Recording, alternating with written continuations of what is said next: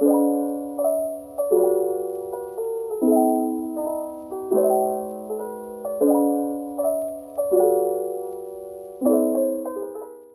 do you get a squirrel to like you?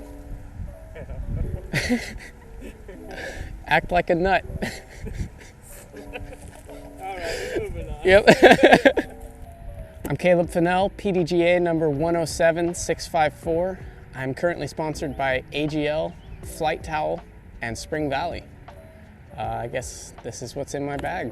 Let's just start with putters then. These are my putting putters. I have two P-line P2s, one white one, one pink one, just to establish which one's my main go-to #1 putter. That's this one, by the way.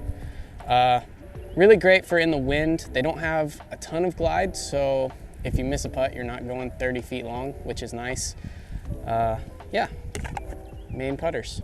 Next up, we have a bunch of throwing putters. These two, whoops. This is a penny putter from Lone Star Disc.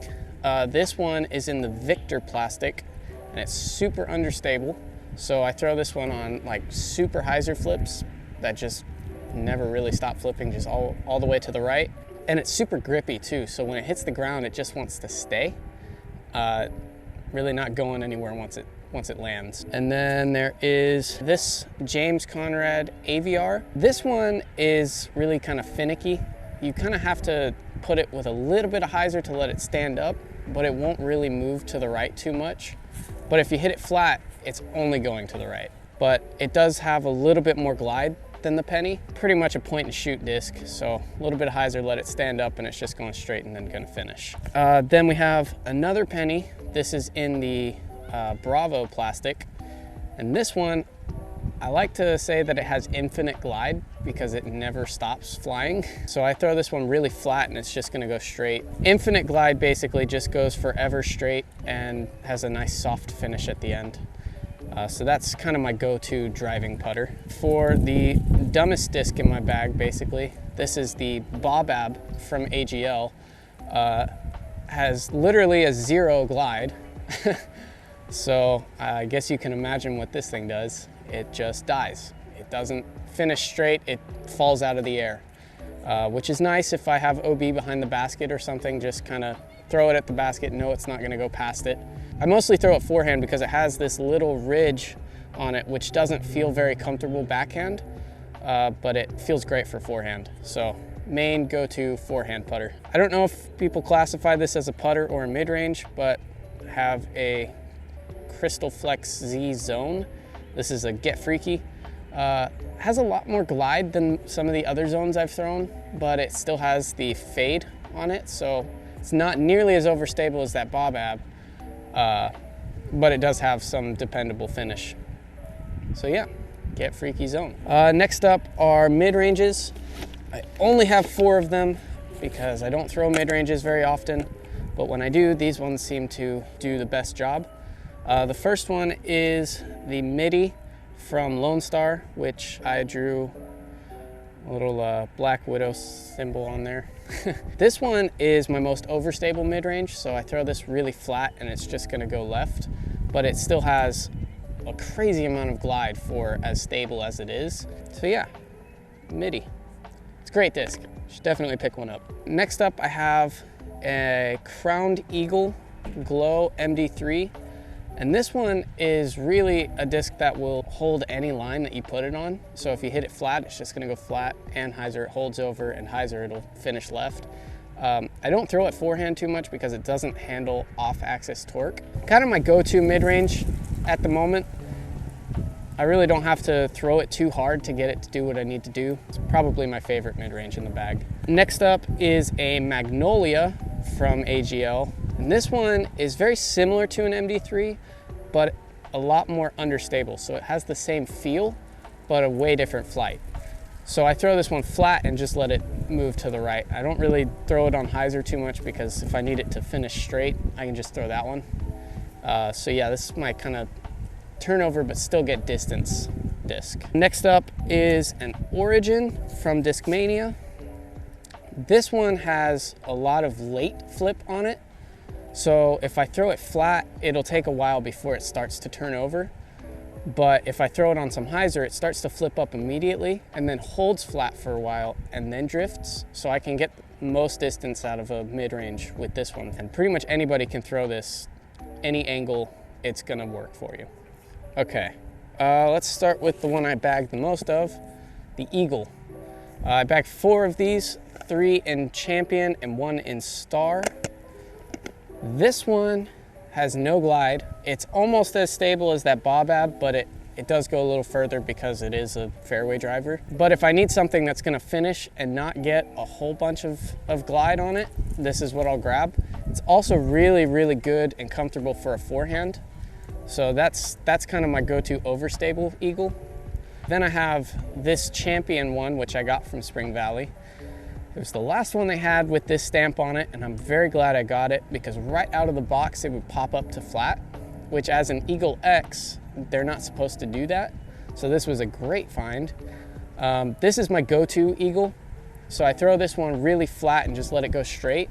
And then if I need something with a little bit more distance, I'll throw it on a slight hyzer hard and let it pop up and finish straight. So this is probably my favorite disc in the bag. Next up is a red Eagle, which I don't throw this one too much because if I'm like in the woods or something, it's hard for me to see the reds, but out in the open, it usually can find it. But this is my straightest one. It'll tail a little bit to the right, but it has a soft finish back, so it never really moves off the line that I put it on. And this is probably the one that I'll kind of jump over depending on the shot. I can push this yellow one a little bit more on the line, or I'll throw this one there, but it's nice to have as confidence if those aren't working for me that day. Finally, this one is actually glow Eagle, but it never really flew as stable as most glow discs do. The minute I bought it, it just kind of pushed to the right. So it's surprising that it's actually gotten more stable over time. And it's super flat too, which most Eagles come out with a little bit of dome, but this one came out almost board flat, which makes it not as tall, so it fits better in my hand. Glow Eagle goes with the other 4. Next up, I have 2 Firebirds, my pretty one and my orange one.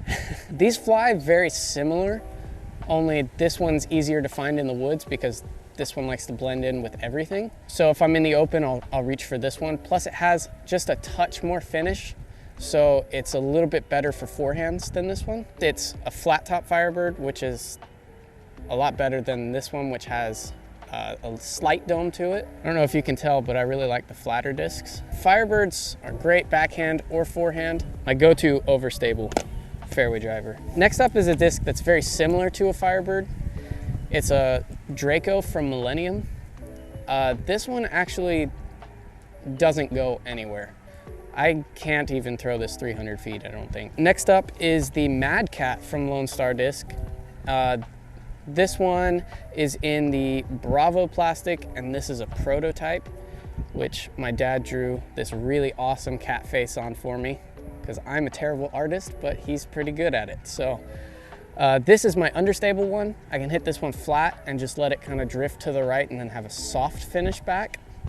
But most of the time it just finishes right. So it's also pretty good for forehand if I throw it on a slight hyzer and just let it flip up to flat and then finish back to the right. And then this one is crazy stable for what it is. It doesn't fly like the numbers suggest. It doesn't really have that much glide, this one, but most of the others do.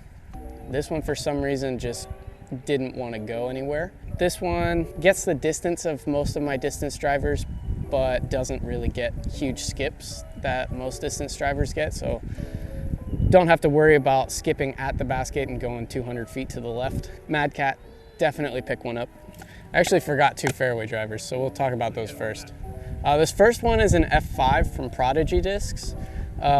This is my roller disc, so that's all I really use it for, but if I'm in trouble, I'll usually flick it and try to let it stand up. Sad thing is I had to buy it from my dad. He wouldn't just give it to me. It was like $20. Well worth the money though. This could technically be pushed as a distance driver because it is an 11 speed. This is a Cedar from AGL, and this one is actually just a farther Firebird. So if most of the time my Firebirds don't like to go more than 320. So if I have a shot that's 350 or so, this is probably what I'll throw. It's also really great for thumbers, which I don't throw too many of, but if I need to, this is probably what I'm throwing. And now the distance drivers. There are 2 of each, so we'll just separate those. We'll start out with the really overstable guys, which are PD2s. So yeah, PD2s don't really do much more than hyzer, but if you throw it on an anhyzer low, it will hold for a good amount of time. So these are what I'm throwing if there's a stiff headwind. And on windy days like today, I definitely need them. Next up are my DD3s. These probably don't come out as much as they should, just because most of the shots we have here are either flexing to the right or moving left. But if we need something that goes straight, hello squirrel. If we need something to go straight, these are what I'll throw. This one is my more overstable one. It gets a good flip on it, but it has a really consistent finish to the left. It doesn't just dump, it just kind of mellowly, is that a word? But yeah, it has a mellow fade. It'll get a nice skip too, which is pretty good most of the time. And then this one has a lot more flip. It's a lot flatter, and I think it's a lighter weight. Probably my go-to of the 2 DD3s. Plus I really like blue more than green, so it gets preference. And then finally, we have my 2 Wraiths. These are my mostly forehand discs. I will throw them backhand if I need something to really flip up and move to the right. But for the most part, they're really nice for forehand because I don't have to power up on them too much. So this is the more understable one. I throw this one on steeper hyzer angles, and then it's really good for higher turnover shots that need a good distance. Do you have like any superstitions? I guess I try to like listen to as much music as I can before the round. Punk rock music, so kind of, you know, Blink 182, Sum 41, that kind of stuff. Heck yeah, Sum 41. I guess maybe we should go what's in the pockets then, huh? All right, we got a towel because, well, actually 2 towels, because you never know when you're gonna need a towel. Wait a minute, I have a 3rd towel. Proves the point, you really need towels. And then I have a bunch of minis everywhere. I always run out of minis, they just seem to disappear, so I just constantly throw another one in. So over time, I probably fill these pockets up within a couple months with minis. I have a whale sack for grip, but since it has been kind of wet recently, I haven't been using it because I don't want to ruin it. But it is a nice American flag pattern on there, which I really like. And then I have golf balls in here because I pick them up at Spring Valley a lot, and they're nice. If you get something stuck in a tree, you just chuck it at it. This side, more of the same. Actually, you have a flight towel, which is really nice for warming up. You don't really have to throw discs anywhere. So if you're not at a course like here, which has open fields, you just take this right at the tee and sling it. Car keys, wallet. Ooh, a hand warmer. Forgot about that. Those come in handy when it's cold. And then I have like 6 more golf balls and some trash. That's lovely. Yeah, there's a bunch of golf balls in here. And another mini. And then, of course, this is the Grip BX2 bag, which holds 18 up here, which is nice.